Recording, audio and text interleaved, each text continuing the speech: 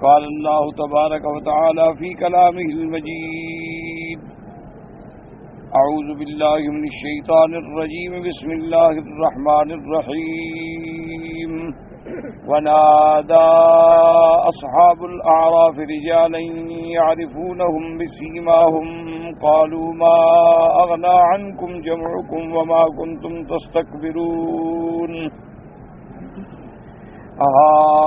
هؤلاء الذين أقسمتم لا ينالهم الله برحمة ادخلوا الجنة لا خوف عليكم ولا أنتم تحزنون.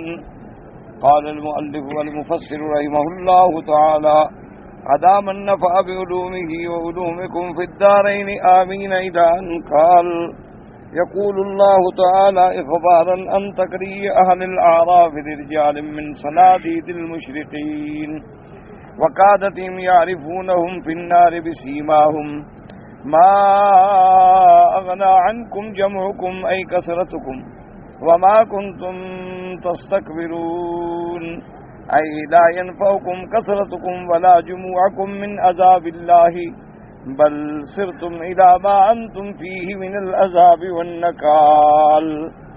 اب مفسر رحمت اللہ علیہ اس آیت کی تشریح بیان فرماتے ہیں کہ اصحاب الاعراف جو ہیں وہ مخاطب ہوں گے ان کفار اور رؤساء مشرکین مکہ سے جن کو وہ جانتے تھے کہ ابی جہل ہے، ابی لہب ہے، عتبہ ہے، شیبہ ہے. ان کو مخاطب ہوں گے اور ان کو خطاب کریں گے بطور تقریر و بطور توبیخ. اب اسی طرح الحمدللہ ثم الحمدللہ ہم نے جو قرآن کی آیات پڑھی ہیں تو سمجھ لیں کہ ایک تو ہو گئے مومنین اصحاب جنہ، ایک ہو گئے کافرین اصحاب جہنم، ایک وہ منافقین جو اعتقادی منافق ہیں، وہ بھی کافروں سے برے ہیں، ان کا ٹھکانہ بھی جہنم. اب رہ گئے اصحاب الاعراف. تو اصحاب الاعراف کون ہیں؟ تو ایک جنت اور جہنم کے درمیان میں قلعے کی دیوار ہوگی، اسی کا نام سور ہے، اسی کا نام حجاب ہے، اور اس کے اوپر جو لوگ بیٹھے ہوں گے وہ ہیں اصحاب الاعراف. اعراف عرف سے ہے اونچی جگہ پر بیٹھنا.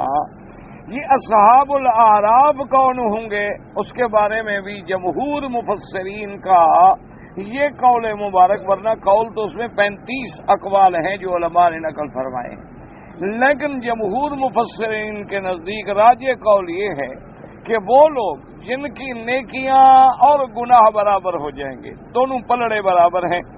اب وہ اعراف میں بیٹھے ہوئے ہیں، وہ جہنم جانے سے بچ گئے کہ نیکیوں کا پلڑا موجود ہے، اور جنت میں بھی داخل نہیں ہوئے کہ گناہوں کا پلڑا بھی اس کے برابر موجود ہے.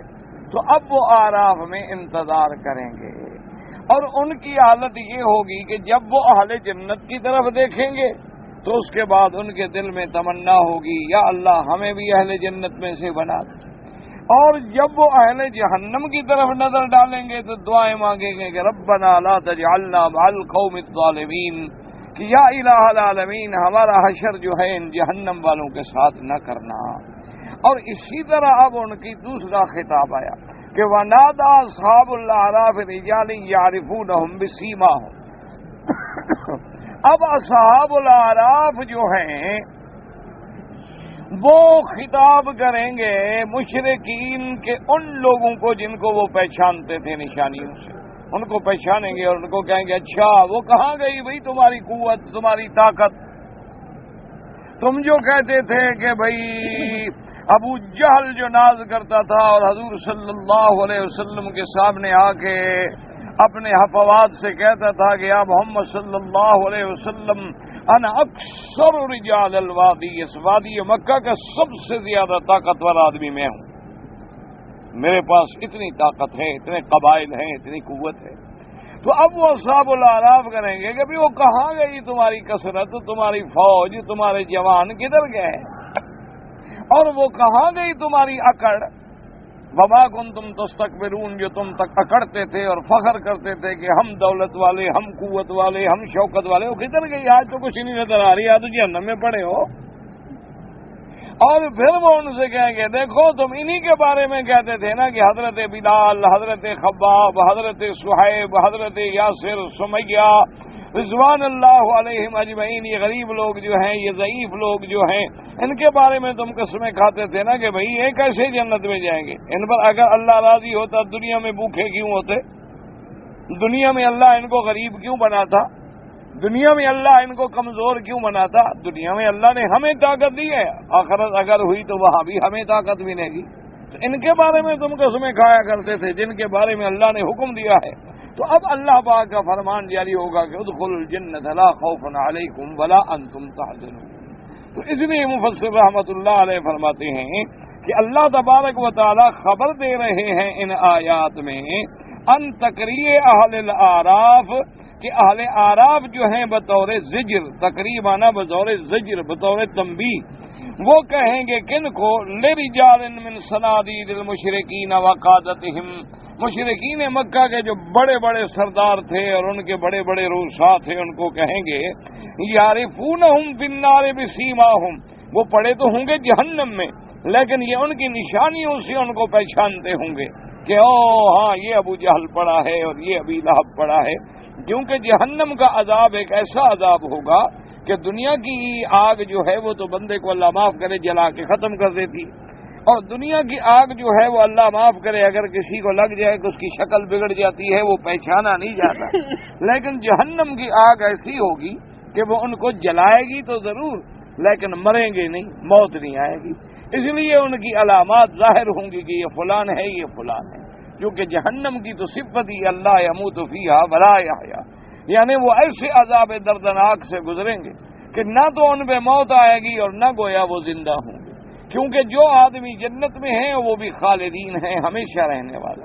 اور جو بھی نارے جہنم میں ہیں وہ بھی ہمیشہ رہنے والے، کیونکہ جنت و جہنم کے داخلے کے بعد اور اللہ تبارک و تعالی جب اپنے بندوں کو باس بعد الموت، مرنے کے بعد اٹھائیں گے تو پھر موت نہیں آئے گی، اس لیے ان کو کہیں گے کہ اچھا یہی وہ لوگ ہیں ما اغنا عنکم جمعکم، تمہاری وہ کثرت نے آج تم کو کیا نفع پہنچایا، کیا فائدہ پہنچایا، وما کنتم تستکبرون، اور وہ جو دنیا میں تم اکڑتے تھے کدھر گئی وہ آج اکڑ، یعنی لا ینفعکم کثرتکم، نہ تو تمہاری کثرت نے تمہیں فائدہ پہنچایا، ولا جموعکم، اور نہ تمہاری بڑی جماعت اور بڑے جھنڈ جو تھے انہوں نے کوئی فائدہ پہنچایا من عذاب اللہ، بل صرتم الی ما انتم فیہ من العذاب والنکال، بلکہ آج اللہ تبارک و تعالی نے تمہیں بھی اسی طرف بھیجا ہے جہاں جہنم میں تمہارے لیے عذاب و ذلت ہے۔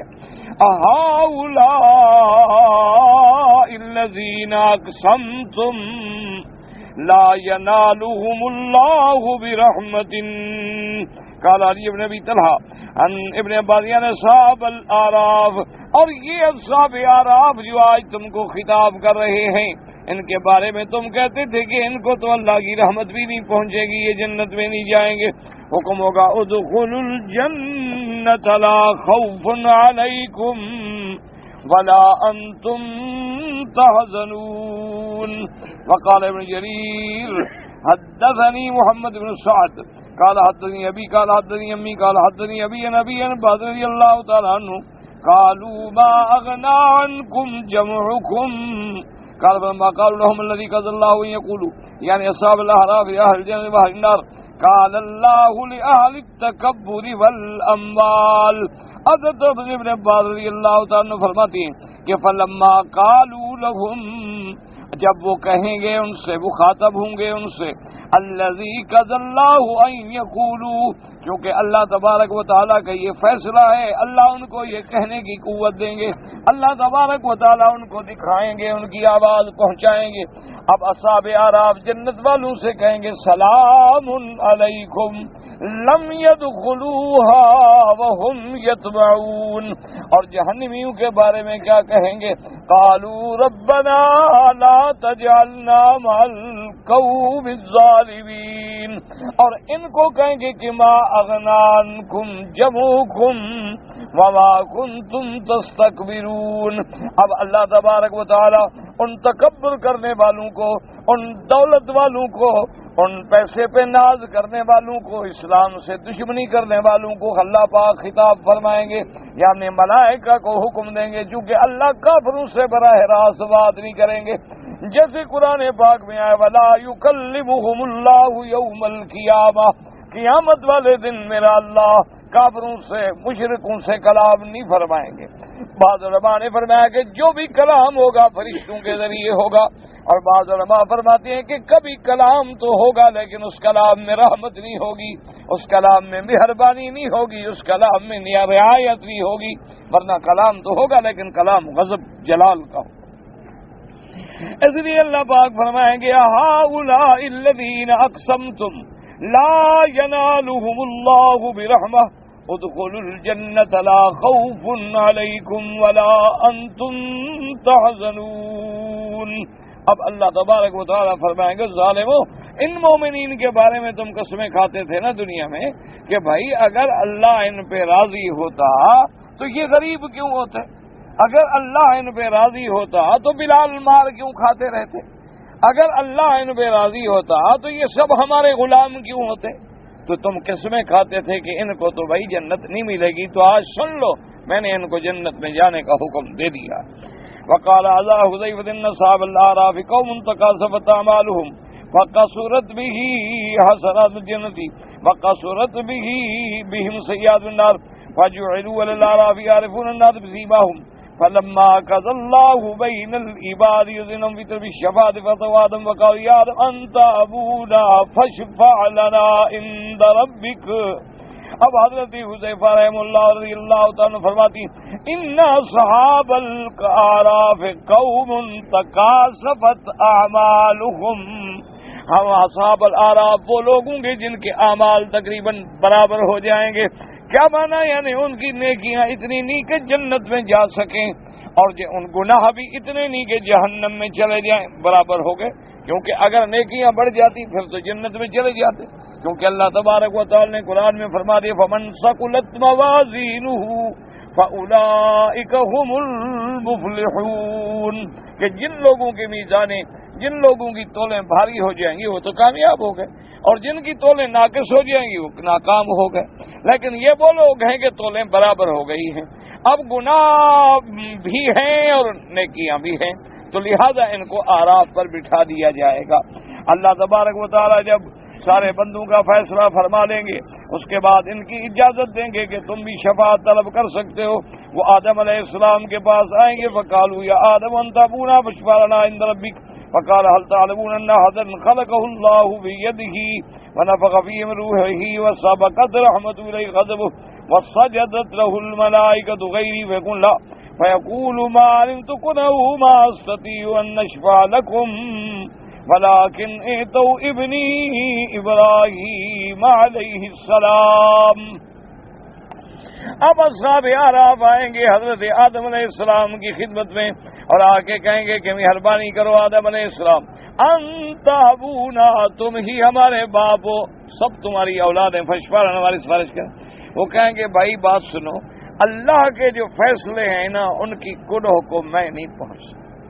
کیوں؟ جانتے ہو بھلا کوئی ایسا آدمی ہے جس کو اللہ نے اپنے ہاتھوں سے پیدا کیا، جس میں اللہ نے خود روح پھونکی ہو، اور جس کو اللہ تبارک و تعالی نے ملائکہ کا مسجود بنا دیا ہو کہ سارے فرشتے اس کو سجدہ کریں اور پھر اس کو چاہیں تو جنت سے نکال دیں۔ یہ اس کے فیصلے ہیں، یہ اس کی قدرت کے جو گہرے راز ہیں، میں نہیں پہنچ سکتا اور میں شفاعت کی جرت نہیں کر سکتا۔ البتہ میرے بیٹے حضرت ابراہیم کے پاس جائیں کہ اللہ نے ان کو خلیل اللہ بنایا ہے، وہ شاید تمہاری سفارش کر سکے۔ اس کے بعد کہنے والا کہ تو ابنی ابراہیم یاتون ابراہیم علیہ السلام، اب وہ حضرت سیدنا ابراہیم علیہ السلام کے پاس آئیں گے فَيَسْأَلُونَهُ أَن يَشْفَعَ لَهُم عِندَ رَبِّهِمْ فَيَقُولُ تَعْلَمُونَ مَنْ أَحَدٌ اتَّخَذَهُ اللَّهُ خَلِيلًا۔ اب جب ابراہیم علیہ السلام کی خدمت میں آئیں گے آگے عرض کریں گے کہ مہربانی فرمائیں، اللہ تبارک و تعالی نے آپ کو خلیل بنایا ہے، اللہ تبارک و تعالی نے آپ کو چن لیا ہے، اللہ تبارک و تعالی نے آپ کو بڑی شان بخشی ہے، ہماری سفارش کریں۔ لیکن ابراہیم علیہ السلام کہیں گے تم جانتے ہو کہ اور بھی کوئی ایسی شخص ہے کہ جس کو خود خدا اپنا خلیل بنائے؟ هل تعلمون ان اهلكه قوم بالنار بالله غیری، اور کیا تم جانتے ہو کہ اللہ کی ذات کی توحید کے مسئلے میں مشرکین نے مجھے آگ میں ڈالا تو کیوں ڈالا؟ اللہ کی توحید کے لیے مجھے آگ میں ڈالا گیا نا۔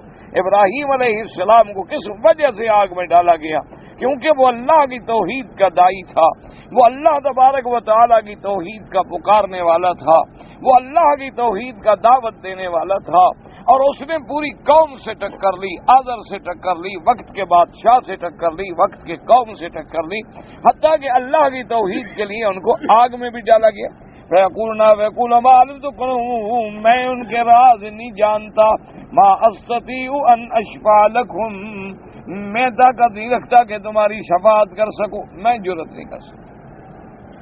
ولیکن تو ابنی موسیٰ علیہ السلام، میری اولاد میں حضرت موسیٰ بڑے شان والے نبی ہیں، کلیم اللہ ہیں۔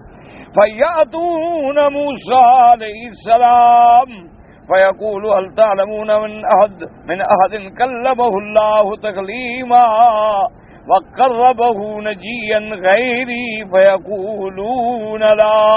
جب موسیٰ علیہ السلام کے پاس آئیں گے، موسیٰ علیہ السلام کہیں گے، فرمائیں گے جانتے ہو کہ میرے سوا کوئی ایسا بندہ ہے جس کے ساتھ اللہ نے براہ راست کلام کیا ہو؟ یہ تو اللہ کی شان ہے نا جس کو چن لیں۔ اسی لیے علماء نے لکھا ہے کہ الخلۃ لابراہیم علیہ السلام والکلام لموسیٰ علیہ السلام۔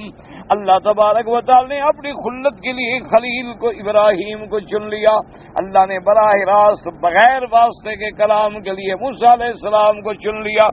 والرؤیۃ لمحمد صلی اللہ علیہ وسلم، اور اللہ نے اپنے دیدار کے لیے سیدنا محمد مصطفیٰ صلی اللہ علیہ وعلا آلہ وصحبہ وسلم کو چن لیا۔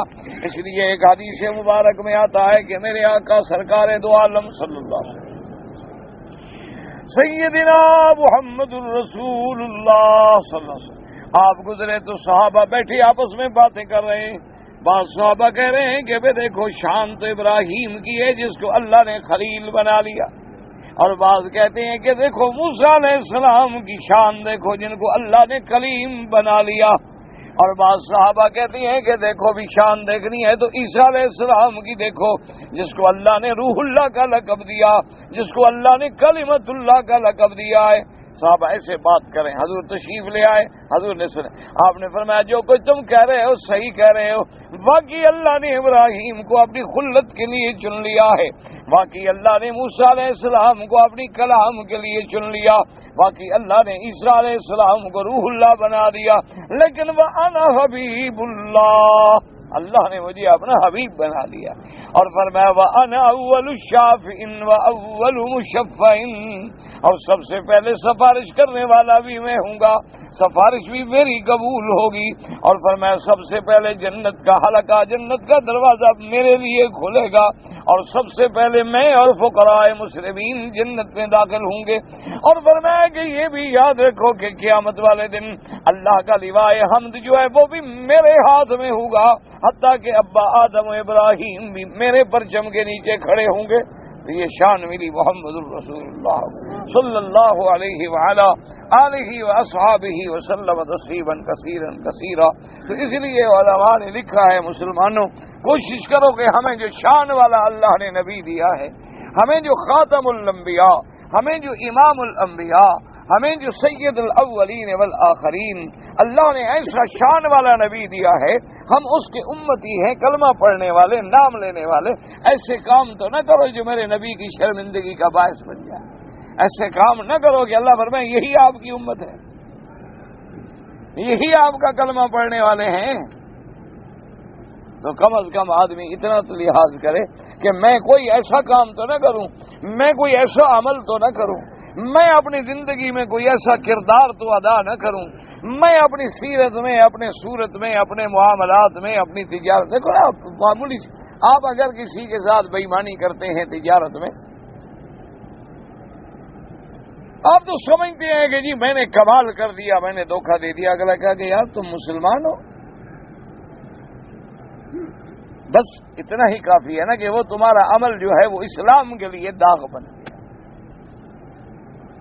تم اگر باہر کے ملکوں میں جاؤ اور ہوٹلوں میں بیٹھ کے شراب پیو اور خنزیر کھاؤ اور اسی طرح حرکتیں کرو، اور ایک بندہ قریب آ کے پوچھ لے کہ بھئی آپ کون ہیں، آپ کہیں کہ جی ہم تو مسلمان ہیں، اچھا ماشاء اللہ تو مسلمان ہو، ڈوب مرنے کے لیے یہ کافی نہیں؟ ٹھنڈے دل سے غور، اگر ایک کافر بھی شام کو اپنی بیوی، اپنی بیٹی، اپنی بہن، اپنی گرل فرینڈ کو لے کے سمندر کے کنارے پہ اور جناب منی سکرٹ پہن کے، بازو نکال کے، بال کٹے ہوئے، چہرہ کھلا ہوا، سینہ نکلا ہوا لے کے پھر رہا ہو، اور ایک مسلمان بھی اسی طرح اپنی بیٹی، بیوی، بہن کے ساتھ پھر رہا ہو، پھر فرق کیا ہے؟ ٹھنڈے دل سے سوچ لیں،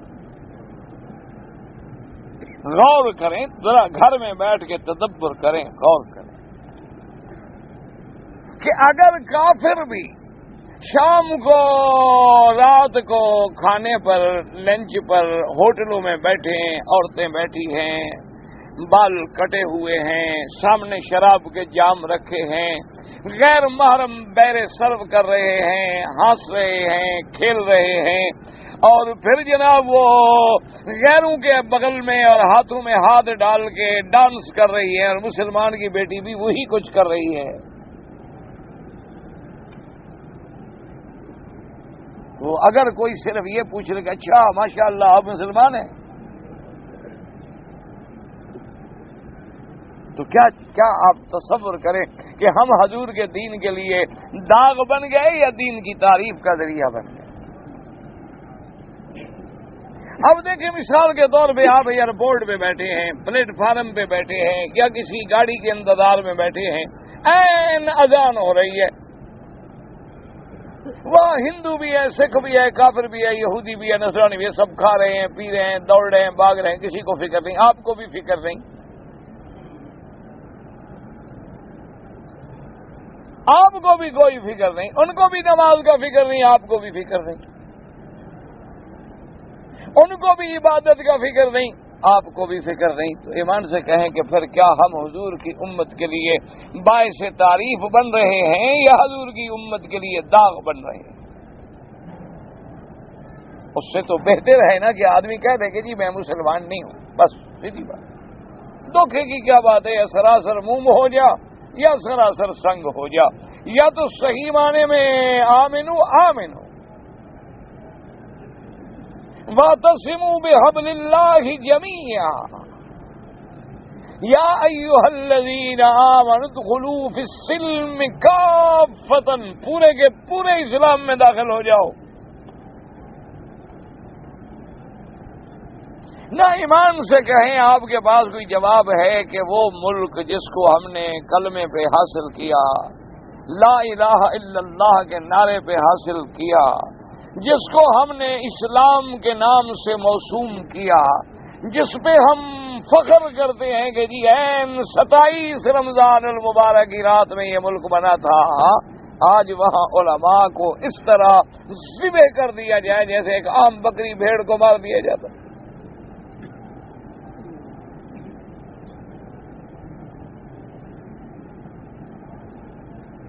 اسی لیے آپ خود بتائیں، آپ ٹھنڈے دل سے خود سوچیں کہ اس دور میں جو لوگ کہتے تھے کہ جب آپ کا ملک بن جائے گا تو اس کا نقشہ کیا ہوگا، جو صابری نے اپنے منظوم کلام میں کھینچا تھا، اللہ اس کی قبر پہ رحمت کرے، انہوں نے کہا اگر مسلمانوں تم نے ملک بنا بھی لیا نا تو اس کا حشر یہ ہوگا کہ چاروں طرف میں کھانے ہوں گے۔ آج جا کے آپ دیکھ رہے کون سا شہر ہے جہاں لائسنس پہ شراب نہیں بکتی؟ چاروں طرف میں کھانے ہوں گے اور گردش میں پیمانے ہوں گے، ہر طرف شراب شراب۔ کون سا آپ کے ملک کا بڑا آدمی ہے، سردار ہے، جگیردار ہے، صنعت کار ہے، دولت والا ہے اور شراب نہیں پیتا؟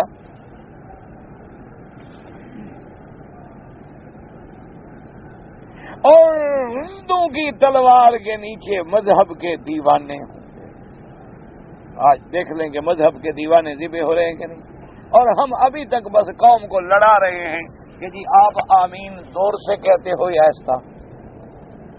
بس ہمارا علم یہیں آگے سوئی اٹک گئی ہے بیچاری اسی جگہ کھڑی ہوئی ہے, ادھر ادھر ہوتی ہی نہیں رہی.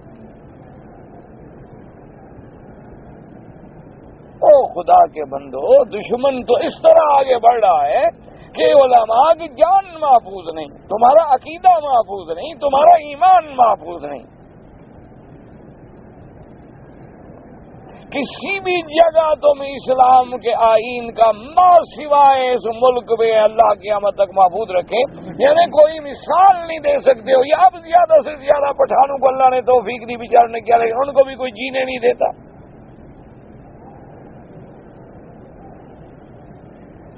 اگر ہم اب بھی لوگوں کو فروعی مسائل پہ لڑاتے رہے تو ہمارا حشر قیامت میں کیا ہوگا؟ ہم کیا اللہ کو جواب دیں گے؟ یہ مسائل ہیں اعلیٰ اولا افضل غیر افضل کے. الحمدللہ کوئی زور سے کہے الحمدللہ, کوئی ایسا کہے الحمدللہ. ہم اس خدا کی عبادت کرتے ہیں جو زور سے بھی سنتا ہے, جو ایسا بھی سنتا ہے, جو دل میں بھی پکارو تو سنتا ہے, جو دل میں خیال بھی کرو تو جانتا ہے. سب کی عبادتیں قبول ہیں, تو اس میں کسی کو پریشان ہونے کی, لڑانے کی, علماء کی توہین کی کیا ضرورت ہے؟ انجام سوچو کہ ہم کدھر جا رہے ہیں.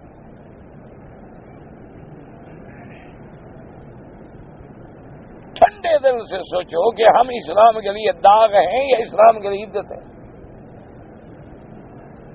ہمیں دیکھ کر ہماری شکل دیکھ کر, ہمارا معاملہ دیکھ کر, ہماری تجارت دیکھ کر, ہماری بزنس دیکھ کر, کاروبار دیکھ کر لوگ کیا سمجھتے ہیں؟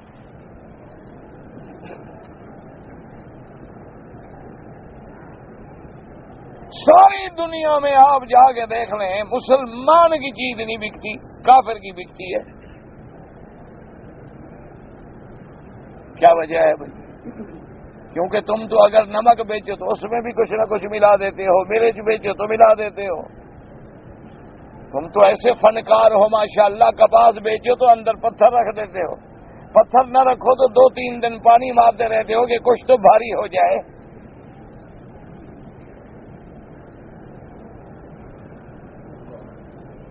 نہ ایمان سے کہیں, کبھی تم نے کوئی انگریز, کوئی یہودی جو سب سے ذلیل قوم ہے, اللہ کے کعبے میں کھڑے ہو, کوئی یہودی, کوئی نصرانی, کوئی انگریز, آپ نے دیکھا ہے کہ وہ اپنی بیوی کا پاسپورٹ جو ہے اس پر فوٹو لگا کے ماں کو لے آئے؟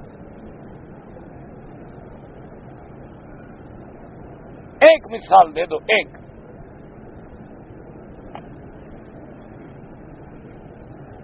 کبھی کسی جگہ تم نے اس کو دیکھا ہے کہ بغیر ٹکٹ کے وہ گاڑی میں یا ہوائی جہاز میں سفر کر رہا ہو؟ ایک جگہ, صرف ایک واقعہ بتلا دو. ساری دنیا سے کافروں کے ملک سے مال آتا ہے, ان کو جا کے دیکھ لو, اگر کپڑا ہے یا کوئی چیز ہے اس پہ جو لکھا ہے اس کے مطابق ہے یا فرق ہے. مسلمان کے ملک سے منگواؤ نا جی تھان, اوپر لکھا ہوگا 30 گز, پیمائش کرو گے تو انشاءاللہ 28 گز, ٹکڑے ہوں گے 3. اوپر لکھا ہوگا جی رنگ ایسا پختہ ہے کہ بندہ مر جائے رنگ خراب نہیں ہوتا, لیکن دھو تو انشاءاللہ پہچانا نہیں جاتا ہے کون سے رنگ کا کپڑا تھا یہ.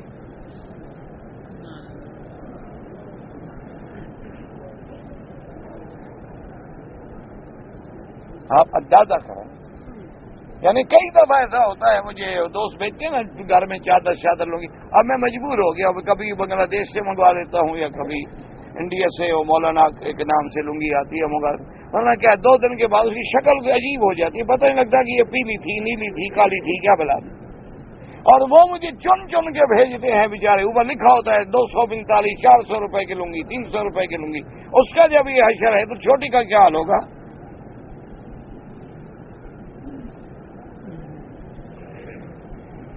کوئی 100 کمپنی ہوگی جس سے میں نے جرابیں منگوائی, کیونکہ مجھے تکلیف ہے تو میں وہ کاٹن کے بغیر نہیں پہن سکتا, تو ماشاءاللہ لکھا ہوتا ہے 100% کاٹن, 100% کاٹن, پہنو تو آگ لگ جاتی ہے. اندر سارا نیلون ہے.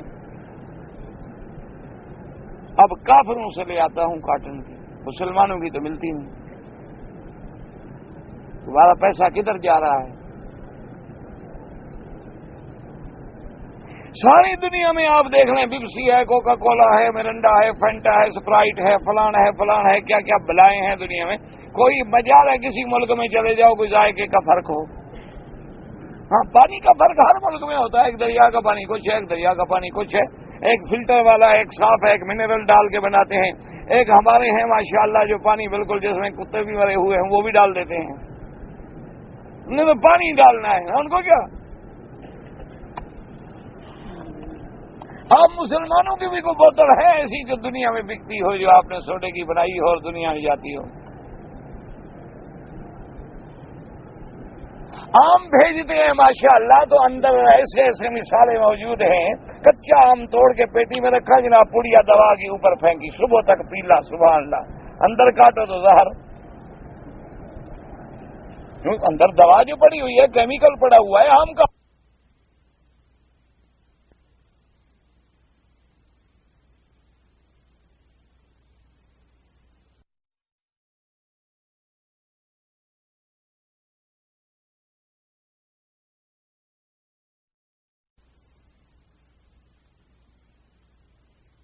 کتنا دودھ دیتی ہے؟ اس نے کہا جناب 20 کلو دودھ دیتی ہے ایک وقت.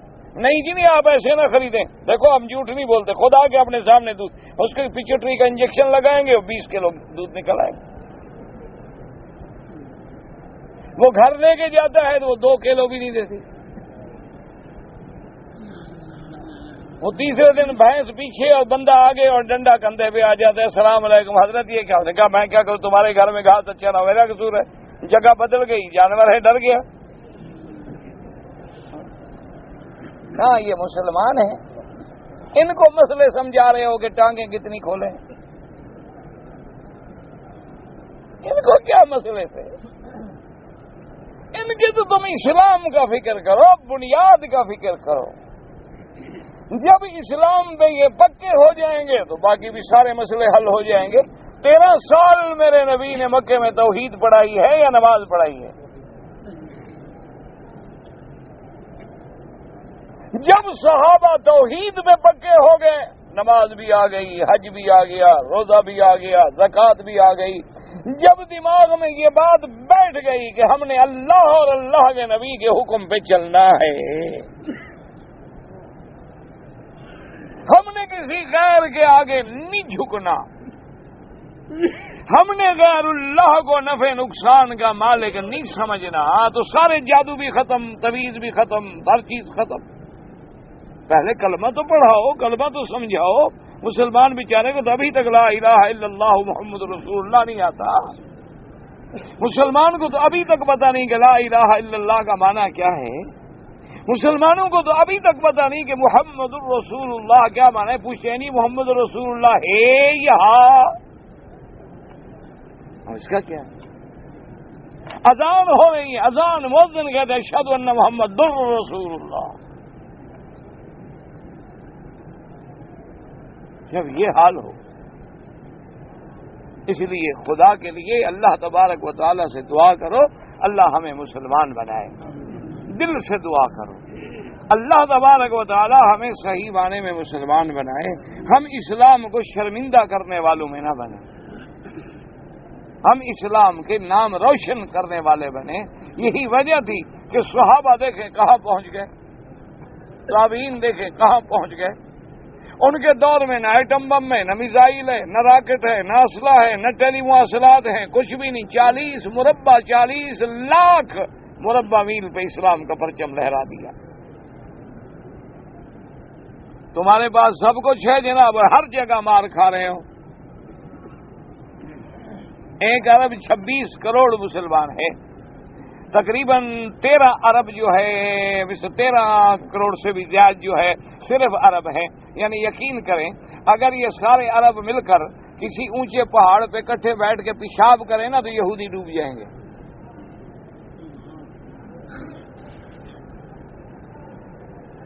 یعنی اور لڑائی شڑائی نہ کریں. اور بھی بابا اوسطن چلو 1 گیلن تو آدمی پیشاب کرتا ہوگا نا 24 گھنٹے میں. 13 کروڑ آدمی جو بیٹھ جائے کتنا گیلن پانی بنے گا؟ ایک دن میں یہودی پیشاب میں ڈوب کے مر جائے بچے نہیں. لیکن کٹھا کون بیٹھے؟ ہم نے تو ابھی لڑانا ہے کسی کو نماز پہ، کسی کو روزے پہ، کسی کو ہاتھ اٹھانے پہ.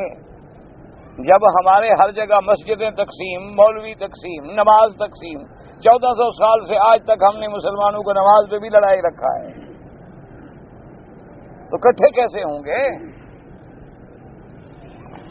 انا للہ و انا الیہ راجعون. بس دعا کرو اللہ ہماری بھی ہدایت کا فیصلہ کرے، اللہ ہر مسلمان کی ہدایت کا فیصلہ. اب آپ ہمارے لیے دعا کیا کریں، ہم آپ کے لیے دعا کیا کریں. اب مریض دعاؤں پہ زندہ ہے، دوا شوا کا وقت تو کیا ہے گزر. اب بس یہ ہے کہ امت پہ تیری آگے عجب وقت پڑا ہے. حضور کی امت ایک عجیب وقت میں مبتلا ہے. ہر بندہ نعوذ باللہ الا قلیل من عبادی الشکور، ہر بندہ ایک دوسرے کو کاٹنے کے لیے تیار کھڑا. یعنی آپ اندازہ کریں اللہ کے حرم میں صرف پیسے کمانے کے لیے باہر کھڑے ہو کے فرضی احرام باندھ کے حاجی کو پکڑ لیتے ہیں سامنے، تاکہ بھی پتہ لگے یہ بھی عمرے والا ہے، حالانکہ اس کا کوئی عمرہ شمرہ نہیں ہوتا، اس سے پیسے لینے ہوتے ہیں. اللہ کے حرم کے باہر آدمی کھڑے ہوتے ہیں، حاجی صاحب آپ عمرے پہ جا رہے ہیں، اچھا چلو آپ پورا کریں، یہ ہم آپ کے سامان کی خیال کریں گے.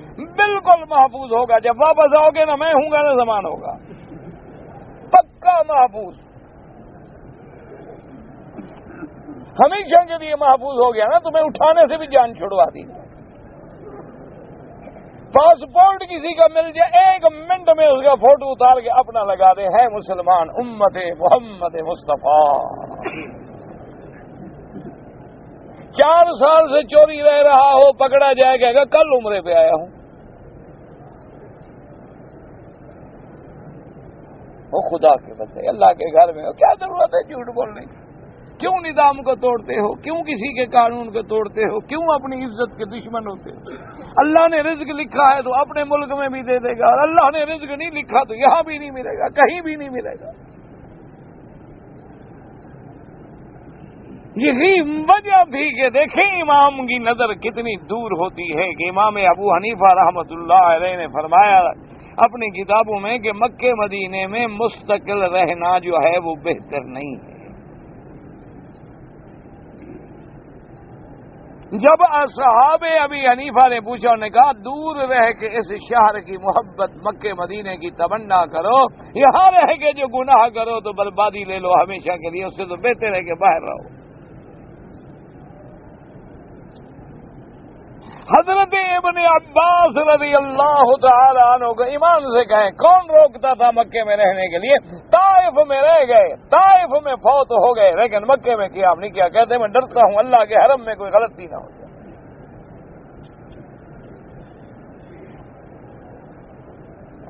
کون انہیں منع کرنے والا تھا؟ لیکن دل میں ادب تھا کہ اللہ کا حرم ہے، اور ہم اللہ کے حرم میں سگریٹ والا سگریٹ پی رہا ہے، حکے والا حکا پی رہا ہے، جو لڑکوں سے بدفعلی کرتے ہیں لوتی بدبخت وہ لڑکوں کے پیچھے لگے ہوئے ہیں، جو عورتوں کے پیچھے ہیں وہ عورتوں کے پیچھے لگے ہوئے ہیں، جو چور ہے وہ چوری کے پیچھے لگا ہوا ہے، فریبی ہے فریب کے پیچھے لگا ہوا ہے، دلال ہے رشوت والا ہے، جو کام ہے اپنے اپنے کام میں مگن ہے. اور جناب کوئی پوچھے تو کہتا ہے جی اللہ کا بڑا کرم ہے سائیں حضور کے دروازے پہ رہتے ہیں 10 سال ہو گئے نماز ایک نہیں پڑھی. ہاں رہتا حضور کے دروازے پہ ہوں.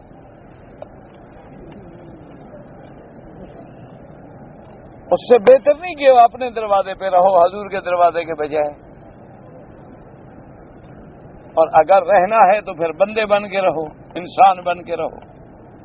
کم سے کم نیکی نہ کر سکو تو برائی تو نہ کرو. اس لیے شریعت کا حکم ہے نا کہ اچھی بات نہیں کر سکتے ہو تو چپ تو کر سکتے ہو. کبھی چلو تمہارے منہ سے اچھا کلمہ نہیں نکلتا، چپ تو کر سکتے ہو، چپ کر دو بس بیٹھو. اسی لیے بزرگوں نے فارسی میں کہا ہے نا کہ طاقت نیکی نہ داری بد مکن. اگر کسی کے ساتھ نیکی نہیں کر سکتے ہو تو برا تو نہ کرو. اگر کسی کی بھلائی نہیں کر سکتے ہو تو برائی تو نہ کرو. کتنی عورتیں ہیں مسلمان کلمہ پڑھنے والی بھیک مانگنے کے لیے اللہ کے حرم میں بیٹھی ہیں، باہر نہیں نکلتی، حیض ہے تو بیٹھی ہیں، پاک ہیں تو بیٹھی ہیں، ناپاک ہیں تو بیٹھی پیسے مانگنے کے لیے۔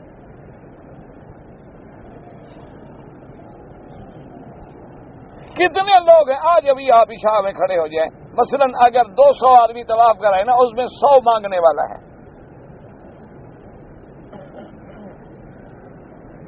سب طواف پہ لگے ہوئے ہیں، کیونکہ لوگ دیکھیں گے کہ بڑا عابد زاہد ہے، کچھ تو دے گا۔ تو اللہ نہیں جانتے کہ کیوں طواف کر رہا ہے، میری عبادت کے لیے کر رہا ہے یا پیسہ مانگنے کے لیے کر رہا ہے؟ کتنے ہمارے اپنی برادری کے لوگ ہیں مولوی، ان کو دعوت دو نا جی تو وہ کہتے ہیں جناب پہلے تو تاریخ نہیں ہے جی میرے پاس، نہیں جناب مہربانی کرو ہمارا جلسہ ہے مہربانی کرو۔ کہتے خدا کے بندے تم پہلے کیوں نہیں کہتے؟ کیا کروں میں یار، چلو ٹھیک ہے میں کوشش کرتا ہوں، لیکن یہ ہے کہ پھر میں پہنچ نہیں سکوں گا ہوائی جہاز کے بغیر۔ آپ ایسا کریں کہ ہوائی جہاز کی ٹکٹ خرید کر بھائی جی پیسے لے، نہیں پیسے بھی نہیں لے، ٹکٹ بھیجیں، یعنی اگلے کو اعتماد ہو جائے۔ دیکھو مولوی کتنا فکر کر رہا ہے کہ پیسہ لوگوں کا، اور ٹکٹ بھی تو پیسہ ہوتا ہے بدبخت، وہ بھی تو چیک ہے، وہ واپس کر دے گا، اس کے نام کی ٹکٹ ہے۔ اب جناب ٹکٹ ایک مولوی کے بارے میں مجھے خود کسی نے بتایا کہ ایک شہر میں آنا تھا، مثلا کراچی آنا تھا، انہوں نے کہا جی میں لاہور سے آ رہا ہوں تو ٹکٹ دیں، پھر اور جلسے والوں نے کہا، اس نے کہا میں لاہور سے آؤں گا، 3 ٹکٹیں نہیں ایک ہی جگہ پر رہا ہے۔ اب 3000 روپے کی ٹکٹ ہو تو 9000 روپے تو ٹکٹوں کے ہو گئے، اور جب تقریر ہو جائے تو پھر بیٹھ جاتے ہیں، اچھا بھی ان کو بلاؤ نا ذرا ہمیں روانہ کریں، اندھے ہو تم چلے جاؤ۔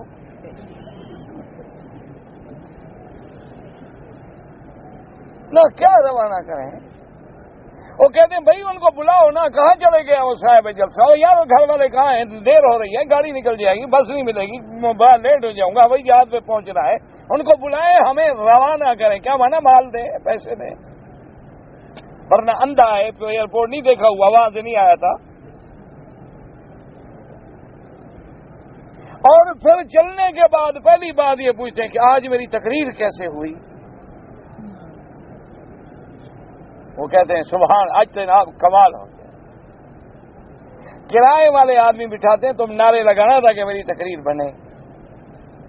انا للہ و انا الیہ، دعا کرو اللہ پاک بچا دے، اللہ اخلاص نصیب فرمائے، دعا کرو اللہ ریا سے شہرت سے بچائے۔ لوگ پیسے دیتے ہیں کہ بھئی ہاں پیسے لے لے تاکہ میرے سبق میں بیٹھے، پیسے دے دی، اب اسی لالچ میں تو بیٹھے۔ اللہ اللہ، حضور نے فرمایا جو ریا ہے وہ تو شرک ہے، تو جب ہم خود شرک کریں تو دوسرے کو تقریر کیا فائدہ دے گی؟ 2 بجے رات کو جلسہ ختم ہوگا، مولوی صاحب سو گئے، میں ابھی باہر گیا نا جی، تمام مسجدوں سے انہوں نے کہا جی بس سب سے بڑا مسئلہ پرابلم ہمارا جو ہے نا وہ یہ ہے مولانا کہ صبح کی نماز میں مولوی نہیں آتے۔ اور میں نے پوچھا، دوست ہیں میرے کافی سارے، میں نے کہا تمہیں کیا پھانسی لگی ہوئی یار؟ انہوں نے کہا حضرت کیا کریں، ابھی دیکھیں 2:30 بجے تک تو آپ کے ساتھ کر رہے ہیں، ابھی ہم گھر جائیں گے پہنچیں گے 3 ساڑھے 3 بجے تو کون نماز پڑھانے جائے گا، اٹھیں گے ہم 9 بجے۔ انہوں نے کہا نماز پڑھا کے مر جاؤ، ایک ہی دفعہ سو جانا، تم مجھے چھوڑ کر سیدھا مسجد چلے جاؤ، تہجد پڑھ لو بیٹھ جاؤ۔ وہ جی 2-2.5 گھنٹے تو ابھی پڑھے ہیں نا، پھر وہی نیند آ جائے گی، کیا کریں گے؟ یعنی جب یہ ہمارا حال ہو مولوی کا تو آپ کا گلہ میں کیا کروں؟ انا للہ و انا الیہ راجعون۔ بس دعا کرو، اسی لیے میں نے عرض کیا نا، بس آپ ہمارے لیے دعا کیا کریں، ہمارے بچوں کے لیے، ہم آپ کے لیے، آپ کے بچوں کے لیے، کیونکہ اب معاملہ آ گیا ہے دعا پر، اب مریض علاج سے تو گر گیا ہے، اب صرف باقی دعا ہے، لگ گئی تو شاید اللہ بچا دے، اللہ راضی ہو جائے، اللہ رحمت فرما دیں اور ہم بچ جائیں کسی طرح، یہ گاڑی چل جائے، ملک اسلام کے بچ جائیں، ورنہ حالات نہیں ہیں بالکل اب آدمی آکسیجن پہ، بس کبھی ذرا ڈور ٹوٹی اور سانس گئی۔ اب جناب فرماتے ہیں کہ جب ہم ان کی خدمت میں حاضر ہوں گے وہ کہیں گے کہ نہیں عیسیٰ علیہ السلام کے بعد جاؤ، فیاتونہ علیہ السلام یقولون اشفعنا عند ربک قل هل تعلمون احدا خلقه اللہ من غیر اب یقولون لا، وہ کہیں گے تم بتاؤ کوئی اور ہے جس کو اللہ نے بغیر باپ کے پیدا کیا؟ وہ کہیں گے کہ نہیں، وقل هل تعلمون من احد کان بالحق والله برس، کوئی ایسا بندہ تم نے دیکھا ہے پیغمبروں میں کہ جو کوڑی کو برس والے کو ہاتھ لگائے تو ٹھیک ہو جائے؟ ویحیی الموتى باذن اللہ، غیر اللہ کے حکم سے مردوں کو زندہ کر دے۔ ویقول لا ویقول انا حجیج نفسی، میں تو آج اپنے نفس کے لیے ڈر رہا ہوں، میں اللہ تبارک و تعالیٰ کی حقیقت اور راز کو نہیں پا سکتا، میں تو خود ڈر رہا ہوں، سفارش کیسے کروں؟ وَلَٰكِنَّ مُحَمَّدًا صلی اللہ علیہ وسلم، وہ حضرت عیسیٰ کہیں گے کہ اب اور کوئی راستہ نہیں ہے، سب کے سب جاؤ حضور محمد مدنی کے دروازے پر صلی اللہ علیہ وسلم۔ فَيَأْتُونَ فَأَضْرِبُ بِيَدِي عَلَىٰ صَدْرِي ثُمَّ أَقُولُ أَنَا لَهَا، اس کے بعد حضور فرماتی ہیں کہ جب میرے پاس آئیں گے تو میں سینے پہ ہاتھ رکھ کے کہوں گا کہ ہاں میں چلتا ہوں سفارش کے لیے۔ دعا کر اللہ ہمیں بھی شفاعت نصیب کر، اللہ ہمیں بھی حضور کی محبت نصیب فرما دے، اللہ حضور کے نام پر ہمیں شفاعت محبت نصیب فرما دے، اور اللہ حشر میں اور قیامت میں قبر میں عذاب سے بچا لے، رسوائی سے بچا لے۔ حضور فرماتے ہیں کہ میں آؤں گا ثم امشی، میں چلوں گا ان کے ساتھ، حتی اقف بین یدی العرش فاطع ربی عز وجل ویفتح لی من السماء، میں عرش کے نیچے اپنے رب کے سامنے آ کے کھڑا ہوں گا، اللہ پاک مجھے حمد و ثنا کے ایسے صیغے بتلائیں گے جو پہلے کسی کو نہیں بتلائے گئے، ما لم یسمع السامعون بمثلہ، وہ ثنا کے کلمات ایسے ہوں گے جو پہلے کسی نے سنے بھی نہیں۔ فرماتی ہیں کہ اس کے بعد جناب ثم اسجد، پھر میں اللہ کے دربار میں سجدہ کروں گا، فیقال لی یا محمد صلی اللہ علیہ وسلم ارفع راسک وسل تعطی واشفع تشفع ورفع ثم صل علی ربی عز وجل، میں سجدے میں گروں گا، حکم ہوگا کہ محمد مدنی سر اٹھا لو، مانگو کیا مانگتے ہو، تمہاری سفارش قبول ہے۔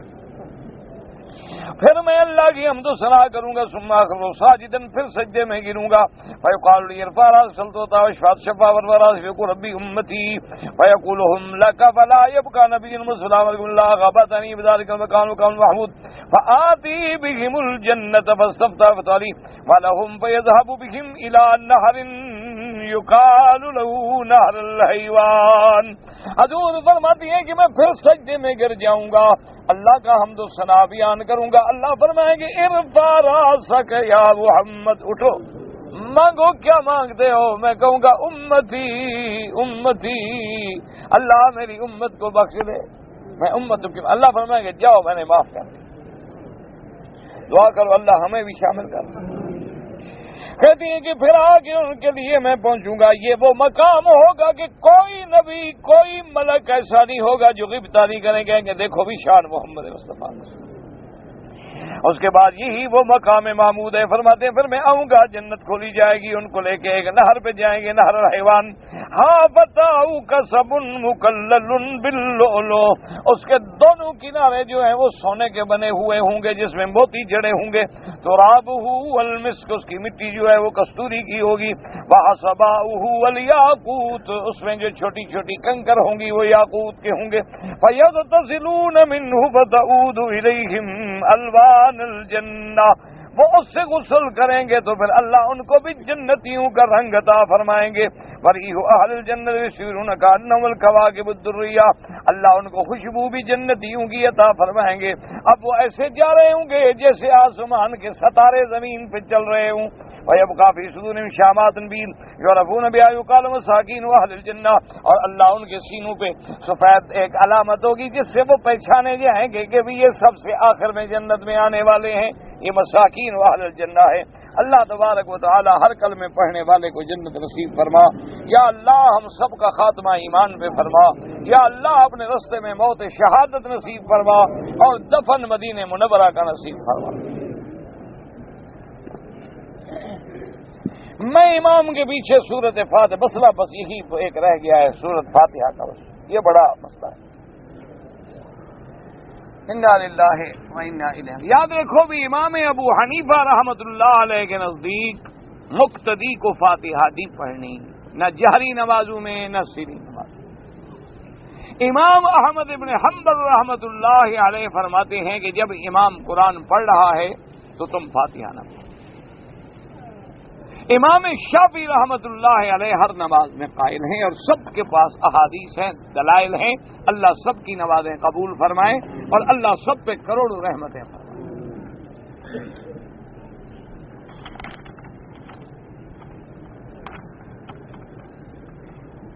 اگر کوئی آدمی طواف کے 4 یا 5 چکر میں یا کبھی بھی کسی چکر میں حجر اسود کے پاس ہاتھ اٹھانا بھول گیا، کوئی بات نہیں، کچھ بھی نہیں ہوتا، طواف پورا ہے۔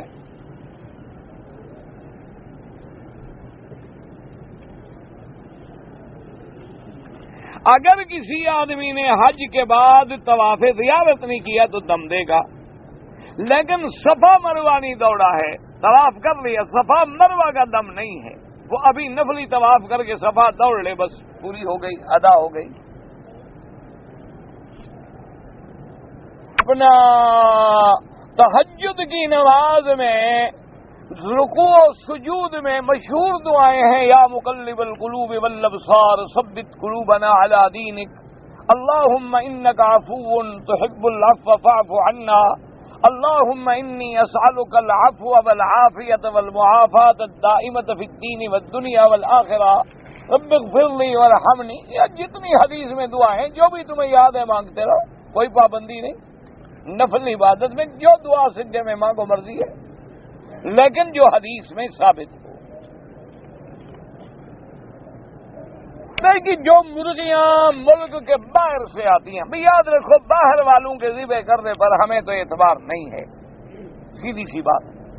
جو الحمدللہ اس ملکوں میں ذبح ہوتی ہیں وہ تو بالکل 100% حلال ہیں، اور جو باہر سے آتی ہیں کہتے تو ہیں کہ وہ ذبح کرتے ہیں لیکن اعتبار کوئی۔ وہ سنا ہم نے یہی ہے کہ ٹیپ ریکارڈر رکھ دیتے ہیں اور بسم اللہ پڑھتا رہتا ہے اور مرغیاں مشین سے کٹتی رہتی ہیں، اللہ عالم۔ تو بہرحال جس میں شبہ پڑ جائے بچو، اپنے ہاتھ سے ذبح کر لو یا اپنے ملک کی خریدو، جہاں جو ملتی ہیں وہ خرید لو۔ مکہ المکرمہ میں کام کرتا ہوں، میں چھٹی پہ پاکستان گیا تھا، دل میں ارادہ تو تھا کہ عمرہ کروں گا لیکن نہیں کیا تو دم پڑ گئی۔ عمرہ بھی قضا کرو اور دم بھی ادا کرو۔ مکے میں رہنے سے کوئی تمہارے درجات ایسے بلند ہو جاتے ہیں کہ ہر شے معاف ہو جاتی ہے تم پر۔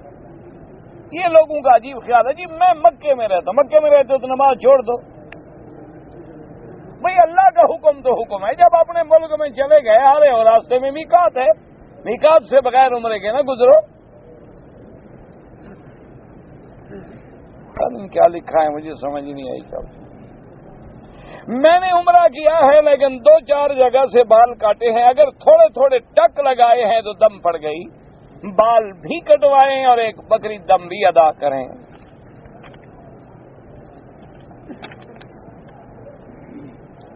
سنی لڑکا جو ہے وہ شیعہ سے نکاح کرے نہ کرے، دیکھو اہل کتاب سے تو نکاح جائز ہے، بالکل جائز ہے۔ وہ کب جائز ہے؟ جب اہل ایک مسلمان لڑکی نہ ملے، اگر ملے تو اس میں جائز نہیں ہے۔ کس نے کہا؟ وہ تو حل یہ ہے کہ اگر مسلمان لڑکی نہ ملے، ہم ایسے ملک میں رہتے ہیں کہ زنا کا خدشہ ہے تو کیا کرو، اسلام نے اجازت دے دی، پھر اہل کتاب کا اسلام لے آنا جو ہے وہ یقینی ہوتا ہے۔ اب جو شیعت کا مسئلہ ہے وہ تو مسئلہ اس جگہ پر آ گیا ہے کہ مثلا اللہ نے قرآن میں کہا ابو بکر حضور کے صحابی ہیں، وہ منکر ہیں، تو قرآن کے منکر ہیں، وہ اہل کتاب کیسے رہ جائیں گے؟ اللہ نے فرمایا کہ بی بی عائشہ پاک ہیں، اگر کوئی کہے کہ بی بی عائشہ نعوذ باللہ ناپاک ہے اور ہم قبر سے نکال کے حد جاری کریں گے تو قرآن کا مومن و ایمان ہے اس کا قرآن پر؟ اس لیے ایسے رشتے نہ کریں جو کل کو مصیبت کا باعث بنے۔ ہاں، جو لوگ ان باتوں کے قائل نہیں ہیں، ان کا قرآن پہ ایمان ہے، ان کا بی بی عائشہ کو، صحابہ کو وہ حق سمجھتے ہیں، صرف حضرت علی کی افضلیت کے قائل ہیں، ان کو کوئی بھی کافر نہیں کہتا، کوئی بھی مسلمان کبھی بھی ان کو کافر نہیں کہتا، لیکن وہ ہیں کہاں؟ ہمارے دفتر میں کچھ بنگالی ہمارے بھائی ہیں، ملازم ہیں، جن کی 400-500 ریال تنخواہ ہے، کیا اگر دم پڑ جائے تو اس کا گوشت ہم ان کو بالکل دے سکتے ہیں؟ 400-500 ریال پہ کام کرنے والا امیر ہوتا ہے اور وہ زیادہ مستحق ہیں، کیوں؟ بھیک بھی نہیں مانگتے، سوال بھی نہیں کرتے، مزدوری کر رہے ہیں، ان کو دیں آپ۔ آج کے دور میں تو اگر 1000 ریال بھی تنخواہ لیتا ہو تو کیا ہو سکتا ہے؟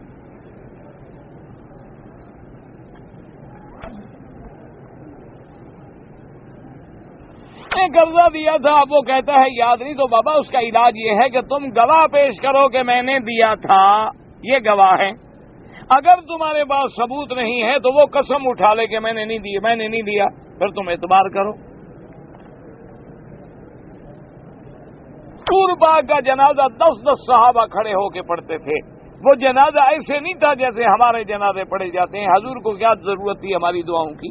صحابہ جاتے درود پڑھ کے کمرے سے باہر آ جاتے۔ عراف والوں میں عورتیں بھی ہوں گی، تمہیں کیا فکر ہے عورتوں کا؟ مرد بھی ہوں گے، عورتیں بھی ہوں گی، جنت میں مرد بھی ہوں گے، عورتیں بھی ہوں گی۔ یہ بیچارہ ابھی عورتوں کے چکر میں ہے کہ اونچی جگہ کھڑی ہوں گی نا، وہاں بھی عورتوں کو دیکھے گا۔ خیر مانگو، پتہ نہیں ہم کدھر ہوں گے۔ اگر فرض نماز پڑھ رہے ہیں تو حالت سجدہ میں افضل یہ ہے کہ تسبیح زیادہ کہیں، سبحان ربی الاعلی، سبحان ربی الاعلی، اسی کو بڑھا دیں۔ اور جو بندہ اللہ کی تسبیح اور ذکر میں مشغول ہے، اللہ اس کو دعا مانگنے والوں سے بھی زیادہ دے دیتے ہیں۔ اتنا دنیا میں آدمی داڑھی مڈاتا ہے تو برا سمجھ کے مڈاتا ہے، نہیں، برا سمجھتا ہے تو ایمان نہیں رہتا۔ ایک ہے داڑھی مڈانا، ایک ہے داڑھی کو برا سمجھنا، گندا سمجھنا کہ بری ہے، اتارو پھینکو، پھر ایمان نہیں رہتا۔ اب لوگوں کو یہ رواج ہے کہ سفر کے مہینے میں سفر نہیں کرتے، کپڑا نہیں دھوتے، برتنوں کا خیال کرتے ہیں کہ نہ ٹوٹ جائے، تو سفر میں جو بچہ پیدا ہو اٹھا کے باہر پھینک دیں۔ وہ بھی تو اندر سفر کر کے آ رہا ہے نا ماں کے پیٹ سے۔ یہ کیوں نہیں کرتے کہ یہ پورا مہینہ روٹی بھی نہ کھاؤ خام خواہ، وہ بھی تو سفر کر کے آ رہی ہے، کوئی کسی ملک سے پھل آ رہا ہے، کوئی کسی ملک سے آ رہا ہے۔ یہ سب کافروں کی رسمیں ہیں، سب مہینے اللہ کے ہیں، ایسی باتوں کا عقیدہ رکھنا شرک ہو جاتا ہے۔ اگر ایک آدمی نے پیسے ادھار مانگے، کہا کہ میں بلڈنگ لے رہا ہوں، جب میں آپ کو پیسے دوں گا تو 17,000 نفع دوں گا، خالص حرام۔ جب ادھار مانگی تو ادھار پہ نفع کیا مطلب؟ یا تو یہ کہے کہ اتنا پیسے دے دو، میں تمہارے پیسے حصہ ڈال دیتا ہوں، جو مقدر میں نفع ہے تقسیم کریں گے، نقصان ہے تو وہ بھی تقسیم کریں گے۔ یہ نہیں کہ نفع میں حقدار ہو تو نقصان میں نہ ہو۔ اجی لوگوں نے کسی کو دم کا پیسہ دیا ہے، وہ ادا نہیں کرتا تو قیامت میں دے گا، دنیا میں نہیں تو قیامت میں تو دے گا نا۔ اگر بیوی کے پاس 10 تولے سونا ہے تو اس کی زکات بیوی پر ہے، شوہر کا کیا تعلق ہے اس سے؟ وہ اگر سونا بیوی کا ہے تو بیوی زکات ادا کرے، شوہر کا کوئی تعلق نہیں۔ شوہر پہ قرضہ ہے تو شوہر پہ کوئی زکات نہیں، لیکن جس کے پاس سونا ہے اس پہ زکات ہے۔ بیوی کے پاس جب 10 تولے سونا ہے، ہر سال زکات ادا کرے۔ اگر آدمی نے 4 رکعت والی نماز میں 5 رکعت پڑھ لیا تو سجدہ سہو کر لے، نماز ٹھیک ہے۔ اگر سجدہ سہو نہیں کیا تو پھر دوبارہ نماز پڑھنی ہوگی۔ اگر کوئی آدمی سود کھاتے ہیں تو ان کی نماز ہوگی، نماز تو ہوگی، لیکن سود کھانا جو ہے وہ اللہ سے جنگ کرنے کے برابر ہے۔ اللہ تبارک و تعالی ہر مسلمان کو بچائے۔ اللہ تعالی عالم علمہ اتم۔ اللهم صل على سيدنا محمد وعلى آل سيدنا محمد وبارك وسلم۔ یا الہ العالمین، عالم اسلام پہ اپنی رحمت نازل فرما۔ یا اللہ اسلام کی عزت و غلبے کا فیصلہ فرما۔ یا الہ العالمین، کفر کی ذلت کا فیصلہ فرما۔ یا اللہ مسلمان جس ملک میں ہیں، کشمیر میں ہیں، فلسطین میں ہیں، شیشان میں ہیں، یا اللہ پہاڑوں میں ہیں، فضاؤں میں ہیں، ان کی جان مال آبرو عزت کی حفاظت فرما۔ یا الہ العالمین، بے حیاؤں کو حیا عطا فرما۔ یا اللہ بے دینوں کو دین عطا فرما، بے اولادوں کو اولاد عطا فرما، جن کی اولادیں ان کو صالح بنا، بے روزگاروں کو روزگار عطا فرما۔ یا الہ العالمین، جن مسلمانوں کے گھروں میں بچیاں بیٹھی ہیں سب کے رشتے آسان فرما۔ یا اللہ سب کو خیر کے رشتے نصیب فرما۔ یا اللہ سب کے گھروں کو آباد فرما۔ یا اللہ ان بچیوں کی زندگیوں کو تباہی و بربادی سے بچا لے۔ یا الہ العالمین ہر مسلمان کے گھر پہ رحمت فرما، یا اللہ ہمارے حال پہ رحم فرما، یا اللہ ہمیں حضور پاک صلی اللہ علیہ وسلم کی محبت نصیب فرما، صحابہ اہل بیت اولیاء کرام کی محبت نصیب فرما، یا اللہ امہ محدثین امہ فقہاء اور علماء اولیاء اللہ کی محبت نصیب فرما، یا اللہ بے ادبی سے بچا، گستاخی سے بچا، یا الہ العالمین اپنے دین پہ قائم و دائم فرما۔ ربنا تقبل منا انك انت السميع العليم وتب علينا انك انت التواب الرحيم اللهم انا نسألك من الخير كله عاجله واجله ما علمنا منه ما لم نعلم اللهم انا نعوذ من الشر كله عاجله واجله ما علمنا منه ما لم نعلم۔ یا اللہ